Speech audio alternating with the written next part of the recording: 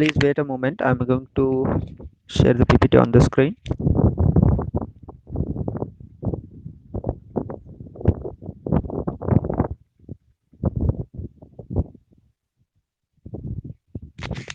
I hope PPT is visible to you.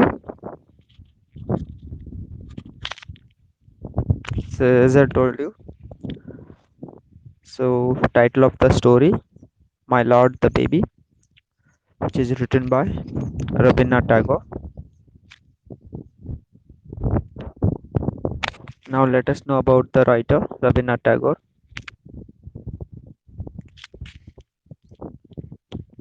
Rabindranath Tagore was born on 7th May 1861 in Kolkata. He was the youngest son of Rabindranath Tagore, a leader of Brahma Samaj. Tagore was not only a poet but also a short story writer, novelist, playwright, philosopher, social reformer, and even educationist and painter. So ಮೊದಲಿಗೆ ಇಲ್ಲಿ ರವೀಂದ್ರನಾಥ್ ಟ್ಯಾಗೋರ್ ಬಗ್ಗೆ ತಿಳ್ಕೊಳ್ಳೋದಾದ್ರೆ ಅವರು May 7 1861ರಲ್ಲಿ ಕಲ್ಕತ್ತಾದಲ್ಲಿ ಜನಿಸ್ತಾರೆ. So ಇವರ ತಂದೆ Devendranath Tagore. So ಅವರೊಬ್ಬ ಬ್ರಹ್ಮ ಸಮಾಜದ leader ಆಗಿದ್ರು. ಟ್ಯಾಗೋರ್ ಅವರು ಕೇವಲ ಒಬ್ಬ ಕವಿ ಅಷ್ಟೇ ಆಗಿರ್ಲಿಲ್ಲ, ಸಣ್ಣ ಕಥೆಗಳ ಬರಹಗಾರರಾಗಿದ್ರು, ಕಾದಂಬರಿಗಳನ್ನು ರಚಿಸ್ತಾ ಇದ್ರು, ನಾಟಕಗಳನ್ನ ಕೂಡ ರಚಿಸಿದ್ದಾರೆ. ಸೊ ಹಾಗೇನೆ ಅವರೊಬ್ಬ ತತ್ವಶಾಸ್ತ್ರಜ್ಞರು ಕೂಡ ಹೌದು, ಸಮಾಜ ಸುಧಾರಕರು ಹೌದು, ಅದೇ ರೀತಿ ಶಿಕ್ಷಣ ತಜ್ಞರು, and even he is a painter.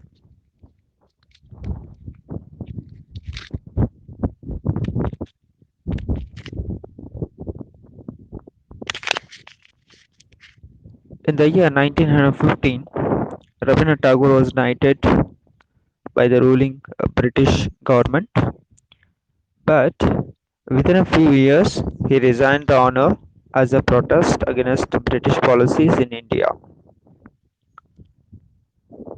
And Tagore had early success as a writer in his native language, Bengali. Later on, with his translations of some of his poems, he became rapidly known in Western countries.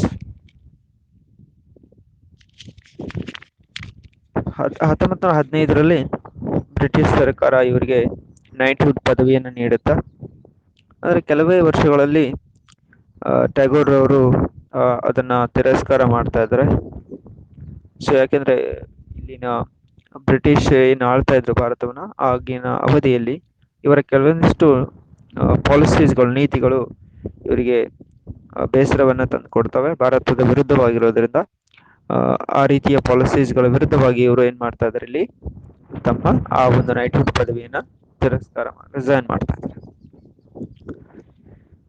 So ಮೂಲತಃ ರವೀಂದ್ರನಾಥ್ ಟ್ಯಾಗೋರ್ ಅವರು ಬಹಳಷ್ಟು ಹೆಸರುವಾಸಿಯಾದದ್ದು as A writer, ಒಬ್ಬ ಬರಹಗಾರರಾಗಿ ಬೆಂಗಾಲಿ ಭಾಷೆಯಲ್ಲಿ ಬಹಳಷ್ಟು ಕೃತಿಗಳನ್ನ ರಚಿಸಿದ್ದಾರೆ. ಬೆಂಗಾಲಿ ಭಾಷೆಯ ಸಾಹಿತ್ಯದಲ್ಲಿ ಸಾಕಷ್ಟು ಇವರ ಕೃತಿಗಳು ಬಹಳಷ್ಟು ಪ್ರಮುಖವಾದ ಕೃತಿಗಳನ್ನು ರಚಿಸಿದ್ದಾರೆ. ಅದಾದ ನಂತರ ಕೆಲವು ವರ್ಷಗಳ ನಂತರ ಇವರು ತಮ್ಮ ಕೃತಿಗಳನ್ನ ಭಾಷಾಂತರಗೊಳಿಸ್ಲಿಕ್ಕೆ ಸ್ಟಾರ್ಟ್ ಮಾಡ್ತಾರೆ. Hello, yes. ಸೊ ಅದೇ ಆಗ್ಲೇ ಹೇಳಿದಾಗೆ ಇಲ್ಲಿ ಭಾರತದಲ್ಲಿ ಏನು ಬ್ರಿಟಿಷರು ಆಳ್ತಾ ಇದ್ರು, ಆ ಸಂದರ್ಭದಲ್ಲಿ ಕೆಲವೊಂದಿಷ್ಟು ಬ್ರಿಟಿಷ್ ಸರ್ಕಾರ ಕೆಲವೊಂದಿಷ್ಟು ನೀತಿ ನಿಯಮಗಳನ್ನ ತಂದುಕೊಡ್ತಾ ಇರುತ್ತೆ ಭಾರತದಲ್ಲಿ. ಸೊ ಅವು ಇಲ್ಲಿ ರವೀಂದ್ರನಾಥ್ ಅವರಿಗೆ ಇಷ್ಟ ಆಗೋದಿಲ್ಲ, ಭಾರತದ ವಿರುದ್ಧವಾದ ನೀತಿಗಳಾಗಿರೋದ್ರಿಂದ ಅವರು ಈ ಪದವಿಯನ್ನ ತಿರಸ್ಕಾರ ಮಾಡ್ತಾರೆ. ಸೊ ಇವರ ಕೃತಿಗಳು ಬಹಳಷ್ಟು ಫೇಮಸ್ ಆದದ್ದು ನಂತರದ ಅವಧಿಯಲ್ಲಿ, ಯಾವಾಗ ಇವರ ಕೃತಿಗಳನ್ನ ಇವರು ಸ್ವತಃ ಭಾಷಾಂತರಗೊಳಿಸ್ತಾ ಇದ್ದಾರೆ ಇಲ್ಲಿ. ಸೊ ಇಲ್ಲಿ ನಾವು ಸಾಮಾನ್ಯವಾಗಿ ಸಾಹಿತ್ಯದಲ್ಲಿ ನೋಡ್ತಾ ಇದೀವಿ, ಕೆಲವೊಂದಿಷ್ಟು ಕೃತಿಗಳನ್ನ ಬೇರೆ ಬೇರೆ ರೈಟರ್ಸು ಕೃತಿಗಳನ್ನ ಭಾಷಾಂತರಗೊಳಿಸ್ತಾ ಇರ್ತಾರೆ. ಸೊ ಹಾಗೇನೆ ಇಲ್ಲಿ ರವೀಂದ್ರನಾಥ್ ಠಾಗೂರ್ ಸ್ವತಃ ತಾವೇ ತಮ್ಮ ಕೃತಿಗಳನ್ನ ಇಂಗ್ಲಿಷ್ಗೆ ಭಾಷಾಂತರಗೊಳಿಸ್ತಾ ಇದ್ದಾರೆ. ಸೊ ಆ ಮೂಲಕ ಪಾಶ್ಚಿಮಾತ್ಯ ರಾಷ್ಟ್ರಗಳಿಗೆ ಕೂಡ ಇವರ ಕೃತಿಗಳ ಪರಿಚಯ ಆಗ್ತಾ ಇದೆ. So in fact, his fame attained a luminous height, taking him across continents on lecture tours and tours of friendship. For the world, he became the voice of India's spiritual heritage, and for India, especially for Bengal, he became great living institution. In the year 1913, Tagore became the first non-European to receive Nobel Prize for Literature. So ಆಗ್ಲೇ ಹೇಳಿದಾಗೆ ಇವರ ಹೆಸರು ಬಹಳಷ್ಟು famous ಆಗ್ತಾ ಇದೆ ಪಾಶ್ಚಿಮಾತ್ಯ ರಾಷ್ಟ್ರಗಳಲ್ಲಿ ಇವರ ಕೃತಿಗಳನ್ನು ಓದಿದಾಗ. ಸೊ ಅದಾದ ನಂತರ ಇವರು ಪಾಶ್ಚಿಮಾತ್ಯ ರಾಷ್ಟ್ರಗಳಿಗೆ ಪ್ರವಾಸವನ್ನ ಕೈಗೊಳ್ತಾ ಇದ್ದಾರೆ. ಸಾಕಷ್ಟು ಪ್ರದೇಶಗಳಿಗೆ ಹೋಗಿ ತಮ್ಮ ಭಾಷಣ ಲೆಕ್ಚರ್ಸ್ ಅನ್ನ ಕೊಡ್ತಾ ಇದ್ದಾರೆ. ಜೊತೆಗೆ ಇಲ್ಲಿ ಇವರು ಏನು ವರ್ಲ್ಡ್ ನ ಸುತ್ತಾ ಇದ್ದಾರೆ ಆ ಸಂದರ್ಭದಲ್ಲಿ ಇವರು ಸಾಕಷ್ಟು ಭಾರತೀಯ ಸಂಸ್ಕೃತಿಯನ್ನ ಭಾರತೀಯ ಧಾರ್ಮಿಕ ಒಂದು ಸಂಸ್ಕೃತಿಯನ್ನ ಅಲ್ಲೆಲ್ಲ ಪರಿಚಯ ಮಾಡ್ತಾ ಇದ್ದಾರೆ.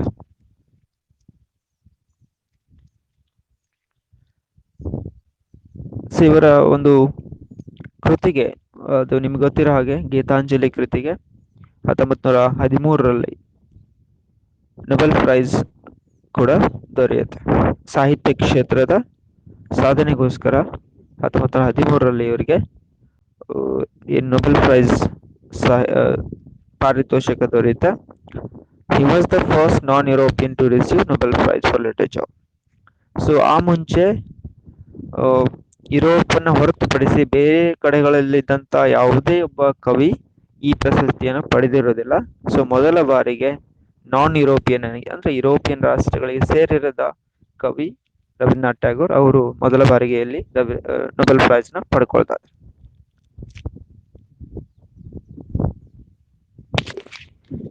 In addition to his many-sided literary activities, he managed the family estates at Shahjadpur for 10 years, a project which brought him into close touch with common humanity and increased his interest in social reforms. He also started an experimental school at Shantiniketan where he tried his Upanishadic ideals of education. So ಇವರು ಒಂದ್ ಕಡೆ ತಮ್ಮ ಸಾಹಿತ್ಯ ಕ್ಷೇತ್ರಕ್ಕೆ ತಮ್ಮದೇ ಆದಂತ ಕೃತಿಗಳನ್ನ ರಚಿಸ್ತಾ ಇದ್ರು. ಅದ್ರ ಜೊತೆಗೆ ತಮ್ಮದೇ ಆದಂತ ಫ್ಯಾಮಿಲಿ ಎಸ್ಟೇಟ್ ಗಳನ್ನ ನೋಡ್ಕೊಳ್ಳುವಂತ ಕಾರ್ಯ ಕೂಡ ಮಾಡ್ತಾ ಇದ್ದಾರೆ. ಎಸ್ಪೆಷಲಿ ಶಹಜಾದ್ಪುರ್ ಅನ್ನೋ ಪ್ರದೇಶದಲ್ಲಿ 10 ವರ್ಷಗಳ ಕಾಲ ಇವರು ತಮ್ಮ ಎಸ್ಟೇಟ್ ಗಳನ್ನ ನೋಡ್ಕೊಳ್ತಾ ಇರ್ತಾರೆ. ಸೊ ಆ ಸಂದರ್ಭದಲ್ಲಿ ಇವರಿಗೆ ಜನಸಾಮಾನ್ಯರ ಜೊತೆಗೆ ಬೆರೆಯುವಂತ ಒಂದು ಅವಕಾಶ ದೊರೆಯುತ್ತೆ. ಸೊ ಆ ಮೂಲಕ ತಮ್ಮನ್ನ ತಾವು ಸಾಮಾಜಿಕ ಕಾರ್ಯಗಳಲ್ಲಿ ತೊಡಗಿಕೊಳ್ತಾರೆ, ಸಮಾಜ ಸುಧಾರಣಾ ಕಾರ್ಯಗಳಲ್ಲಿ ತೊಡಗಿಕೊಳ್ತಾ ಇದ್ದಾರೆ. ಸೊ ಅದ್ರ ಜೊತೆಗೆ ಒಂದು ಶಾಲೆಯನ್ನ ಕೂಡ ಸ್ಟಾರ್ಟ್ ಮಾಡ್ತಾರೆ. ಸೊ ಅದು ಶಾಂತಿನಿಕೇತನ ಸ್ಥಳದಲ್ಲಿ ಸ್ಥಾಪನೆ ಮಾಡ್ತಾರೆ.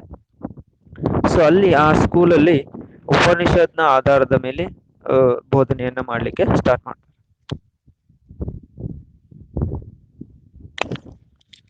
So when it comes to his contribution to literature, especially poetry, he is known for his poetry like Manasi, the Ideal One, the Golden Boat, the Gitanjali, the Gardener, Fruit Gathering.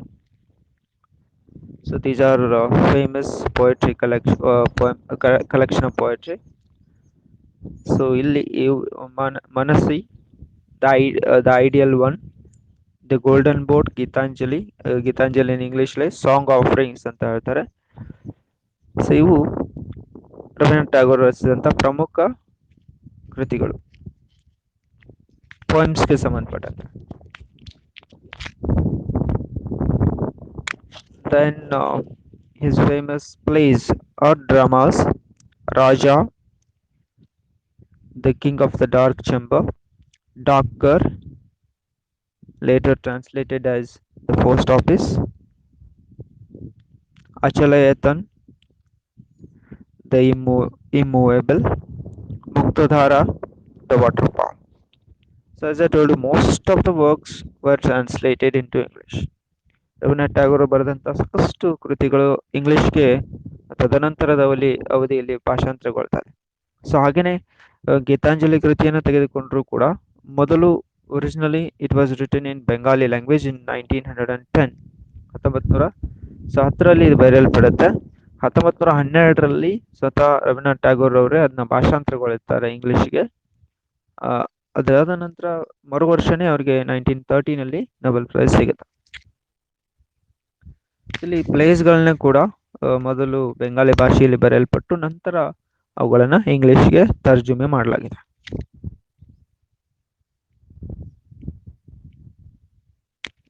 Then his short stories, famous short stories of Rabindranath Tagore are like this: The Kabuliwala, The Homecoming, The Child's Return, The Postmaster. So these are his famous short stories. So when it comes to his short stories, so in his at the beginning, his short stories were criticized because his translations were of poor quality.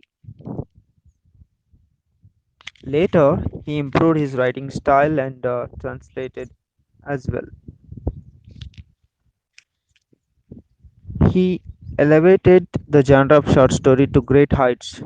His short stories are highly realistic in nature and lucid in style. They reflected the contemporary life of rural and urban Bengal. He received immense praise and wide acclaim for his short stories because of these qualities. His short stories remind the stories of eminent Russian short story writer Anton Chekhov. So at the beginning, as I told you, his short stories were criticized. So ಪ್ರಾರಂಭಿಕ ಹಂತದಲ್ಲಿ ಇವರೇನು ತಮ್ಮ short ಸ್ಟೋರೀಸ್ಗಳನ್ನ ಬೆಂಗಾಲಿಯಿಂದ ಇಂಗ್ಲಿಷ್ಗೆ ಭಾಷಾಂತರ ಮಾಡ್ತಾ ಇದ್ರು. So ಆ ಹಂತದಲ್ಲಿ ಎಷ್ಟೋ ಕ್ರಿಟಿಕ್ಸ್, ವಿಮರ್ಶಕರು ಇವರ ಭಾಷಾಂತರಗೊಂಡಂತ ಶಾರ್ಟ್ ಸ್ಟೋರೀಸ್ಗಳನ್ನ ಕ್ರಿಟಿಸೈಸ್ ಮಾಡ್ತಾರೆ, ವಿಮರ್ಶೆ ಮಾಡ್ತಾ ಇದ್ದಾರೆ. ಸೊ ಅದಾದ ನಂತರ ಯಾಕೆಂದ್ರೆ ಆ ಒಂದು ಭಾಷಾಂತರ ಅಷ್ಟು ಭಾಷಾಂತರದ ಕ್ವಾಲಿಟಿ ಪುವರ್ ಆಗಿತ್ತು. ಸೊ ನಂತರದ ಅವಧಿಯಲ್ಲಿ ಏನಾಗ್ತಾ ಇದೆ, ಒಳ್ಳೆ ರೀತಿಯಿಂದ ಒಂದು ಭಾಷಾಂತರಗಳನ್ನ ಮಾಡ್ತಾ ಇದ್ದಾರೆ. ಜೊತೆಗೆ ಇವರ ಶಾರ್ಟ್ ಸ್ಟೋರಿಗಳನ್ನ ನೋಡಿದ್ರೆ ಅದರಲ್ಲಿ ದ ಕ್ವಾಲಿಟೀಸ್ ಆಫ್ ಈ short stories highly realistic in nature and lucid in style. So ಬಹಳಷ್ಟು ವಾಸ್ತವವಾದ ಅಂಶಗಳನ್ನ ಶಾರ್ಟ್ ಸ್ಟೋರೀಸ್ಗಳಲ್ಲಿ ಬರೀತಾ ಇದ್ರು. ಜೊತೆಗೆ ಲುಸಿಡ್ ಇನ್ ಸ್ಟೈಲ್, ಸ್ಪಷ್ಟತೆ ಇರ್ತಾ ಇತ್ತು, ಬರವಣಿಗೆ ಶೈಲಿಯಲ್ಲಿ ಸ್ಪಷ್ಟತೆ ಇರ್ತಾ ಇತ್ತು. And also these short stories reflected the contemporary life of rural and urban Bengal. So ಅವರ ಒಂದು ಜೀವಿತದ ಅವಧಿಯಲ್ಲಿ ಇದ್ದಂತಹ ಬೆಂಗಾಲ್ನ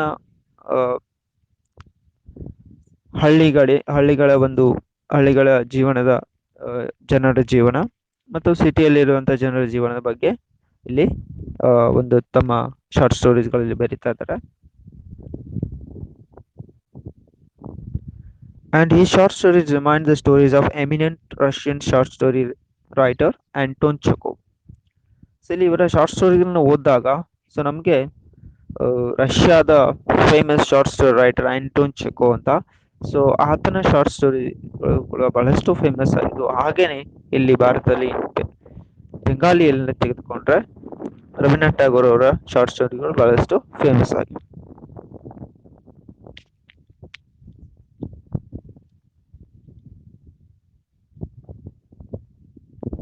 So this is all about Rabindranath Tagore. Now let us know about the short story called My Lord the Baby. Yes. Yes, it is record ಆಗ್ತಾ ಇದೆ. ಅಂದ್ರೆ ನೀವು ಯಾರಾದ್ರೂ ಕ್ಲಾಸ್ ಅನ್ನು ಕೇಳದೆ ಇದ್ರೆ ಅದೇ ಇವಾಗ ರೆಕಾರ್ಡ್ ಆಗ್ತಾ ಇದೆ. ಸೊ ಅದಾದ ನಂತರ ಒಂದು 4-5 ತಾಸು ಆದ ತಕ್ಷಣ ಆಟೋಮೆಟಿಕಲಿ ಅದೇ ಅಪ್ಲೋಡ್ ಆಗುತ್ತೆ. ಸೊ ನೀವು ಟೀಚ್ಮೆಂಟ್ ಆ್ಯಪ್ ಅಲ್ಲಿ ರೆಕಾರ್ಡಿಂಗ್ ಅನ್ನೋ ಸೆಕ್ಷನ್ ಇದೆಯಲ್ಲ, ಅಲ್ಲಿ ನೋಡ್ಬೋದು. Okay. So now let us know about the story, My Lord the Baby. Characters of the story. So here there are main characters like Rai Charan, a servant; Anukul, Rai Charan's master, a magistrate; Mistress, Anukul's wife; Little Master, Anukul's son; Pailana, Rai Charan's son. So ಈ ಸಣ್ಣ ಕಥೆಯಲ್ಲಿ ಬರುವಂತ ಪ್ರಮುಖ ಪಾತ್ರಗಳು. So ಮೊದಲನೇದಾಗಿ ರಾಯ್ ಚರಣ್, ಒಬ್ಬ servant. So ಆತನ master Anukul. So Rai Charan master, ಮಾಲೀಕ. ಸೊ ಇಲ್ಲಿ ಅನುಕೂಲ್ ಒಬ್ಬ ಮ್ಯಾಜಿಸ್ಟ್ರೇಟ್ ಒಬ್ಬ ನ್ಯಾಯಾಧೀಶರಾಗಿರ್ತಾರೆ. Mistress, Anukul's wife. ಸೊ ಇಲ್ಲಿ ಮಿಸ್ಟ್ರೆಸ್ ಅಂತ ಇದೆ, ಅನುಕೂಲ್ಸ್ ವೈಫ್ ನೇಮ್ ಅನ್ನ ಕೊಟ್ಟಿಲ್ಲ, ಮಿಸ್ಟ್ರೆಸ್ ಅಂತ ಅಷ್ಟೇ ಇದೆ. So Anukul's wife. Little master, Anukul's son. ಇಲ್ಲಿ ಅನುಕೂಲನು ಮಾಸ್ಟರ್ ಏನಿದ್ದಾರೆ, ಸೊ ಅವರ ಮಗ, ಆತನ ಹೆಸರು ಕೂಡ ಕೊಟ್ಟಿಲ್ಲ. ಸೊ ಇಲ್ಲಿ ರಾಯ್ ಚರಣ್ ಏನ್ ಸರ್ವೆಂಟ್ ಇದ್ದಾನೆ, ಆತ ಆ ಮಗುವನ್ನ ಲಿಟಲ್ ಮಾಸ್ಟರ್ ಅಂತ ಕರೀತಾ ಇರ್ತಾನೆ. ಪೈಲ್ನಾ, ರಾಯ್ ಚರಣ್ ಸನ್. ಸೊ ಇನ್ನೊಂದು ಪಾತ್ರ ಇಲ್ಲಿ ಬರುತ್ತೆ, ಪೈಲ್ನಾ ಅಂತ, ರಾಯ್ ಚರಣ್ ಮಗನ ಹೆಸರು.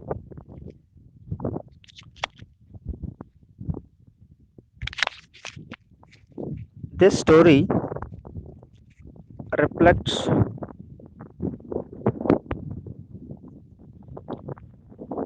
Tagore's rural experience, his love of nature, and his deep insight into human relationships. It is a pleasure to read an interesting story like this. It depicts the relation between a servant and his master. Narrator is unnamed. The protagonist character, that is Rai Charan, is a servant in Anukul's house. His master's son dies while Rai Charan took him for a leisurely walk.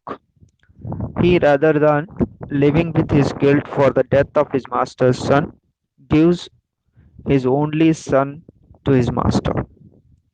The character of the mother is meek and she supposed hiding her pain. This stereotypical behavior illustrates the insignificant position of women in the family and society during Tagore's time. The theme of gratitude, responsibility, and sacrifice is presented effectively.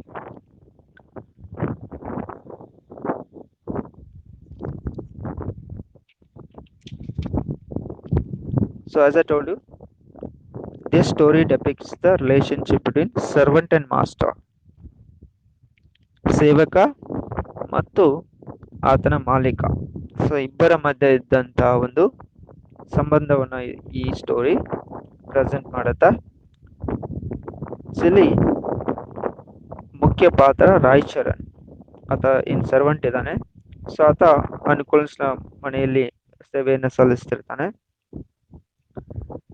So ಒಂದ್ಸಾರಿ ಏನಾಗುತ್ತೆ, Roy Charan little master ಏನಿದ್ದಾನೆ ಅಂದ್ರೆ ಅನುಕೂಲ್ಸ್ನ ಮಗ little master, ಆತನನ್ನ ಹೊರಗಡೆ ತಿರ್ಗಾಡಿಸ್ಕೊಂಡ್ ಬರ್ಲಿಕ್ಕೆ ಮಗುವನ್ನ ಕರ್ಕೊಂಡು ಹೋಗಿರ್ತಾನೆ. ಯಾರು? ರಾಯ್ ಚರಣ್ ಸರ್ವೆಂಟು. ಸೊ ಆ ಸಂದರ್ಭದಲ್ಲಿ ಆಕಸ್ಮಿಕವಾಗಿ ಆ ಮಗು ತೀರ್ಕೊಳ್ಳುತ್ತೆ. ಅನುಕೂಲ್ಸ್ನ ಮಗ ಲಿಟಲ್ ಮಾಸ್ಟರ್ ತೀರ್ಕೊಳ್ತಾನೆ. ಸೊ ಅದಾದ ನಂತರ ಏನು ರಾಯ್ ಚರಣ್ ಇದ್ದಾನೆ, ಸೊ ಆತನಿಗೆ ಬಹಳಷ್ಟು ಗಿಲ್ಟ್ ಆಗುತ್ತೆ. ಒಂದು ಅಪರಾಧಿ ಮನೋಭಾವನೆ ಕಾಡುತ್ತೆ. ತಾನು ಏನು ಹೊರಗಡೆ ಕರ್ಕೊಂಡು ಹೋಗಿದ್ದ ಆ ಸಂದರ್ಭದಲ್ಲಿ ಆ ಮಗು ಏನ್ ಸಾಯುತ್ತೆ. ಸೊ ಅದರಿಂದ ಬಹಳಷ್ಟು ದುಃಖ ತಪ್ತನಾಗ್ತಾನೆ. ಸೊ ಅದಾದ ನಂತರ ಸ್ವತಃ ತನ್ನ ಮಗ ಪೈಲ್ನಾನ ಮಾಸ್ಟರ್ಗೆ ನೀಡ್ತಾ ಇದ್ದಾನೆ. ತನ್ನ ಮಗನ್ನ ತ್ಯಾಗ ಮಾಡ್ತಾ ಇದ್ದಾನೆ.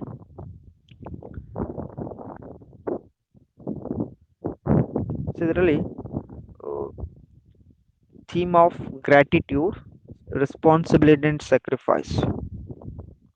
ಗ್ರಾಟಿಟ್ಯೂಡ್ ಅಂದ್ರೆ ಕೃತಜ್ಞತೆಯನ್ನು ಸಲ್ಲಿಸೋದು, ರೆಸ್ಪಾನ್ಸಿಬಿಲಿಟಿ ಜವಾಬ್ದಾರಿ, ಸ್ಯಾಕ್ರಿಫೈಸ್ ತ್ಯಾಗ. ಈ ರೀತಿಯ ಒಂದು ವಿಷಯಗಳನ್ನ ಒಳಗೊಂಡಂತಹ ಒಂದು ಕಥೆ ಇದು. ಸೊ ಇದರಲ್ಲಿ ಆಗ್ಲೇ ಹೇಳಿದಾಗೆ ಮುಖ್ಯವಾಗಿ ಒಬ್ಬ ಸೇವಕ ಮತ್ತು master, servant and master, relationship between servant and master is wonderfully presented. Also along with that, theme of gratitude, responsibility and sacrifice are presented effectively.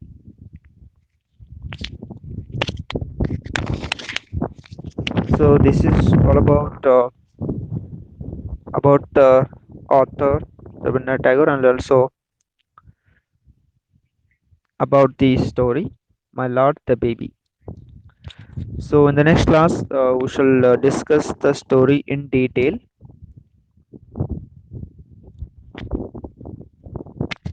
So thank you everyone.